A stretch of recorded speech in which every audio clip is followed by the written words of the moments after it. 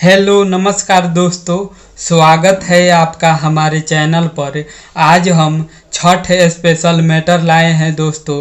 बिल्कुल धांसू मैटर है, मार्केट में बवाल मचाने वाला, धमाल मचाने वाला डुएट मैटर है दोस्तों। ट्रैक का नाम है बोला का भाव बा ताहरा लीची के हो। प्रमोद प्रेमी यादव का ट्रैक है दोस्तों। तो मैं आशा करता हूँ आप सबको ये मैटर बहुत पसंद आएगा। अगर पसंद आता है तो वीडियो को लाइक करना ना भूलिएगा दोस्तों, और जाते जाते हमारे चैनल को भी सब्सक्राइब जरूर कीजिएगा। संगीत से जुड़ी सारी जानकारी और लिखा हुआ गाना फ्री में सबसे पहले पाने के लिए तो चलिए दोस्तों, देरी ना करते हुए मैं आप सबको आज का छठ स्पेशल मैटर को सुनाता हूँ।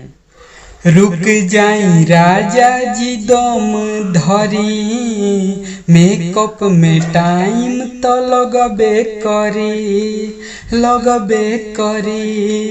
रुक जाई राजा जी दम धरी, मेकअप में टाइम तो लगबे करी। काहे बुझेलू ना बात छठ परब के हो, काहे बुझेलू ना बात छठ परब के हो।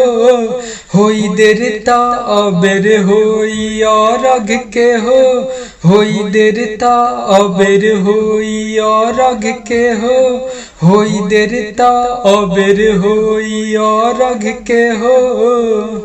तो कैसा लगा दोस्तों मेरा मैटर, आप सब कमेंट करके ज़रूर बताइएगा।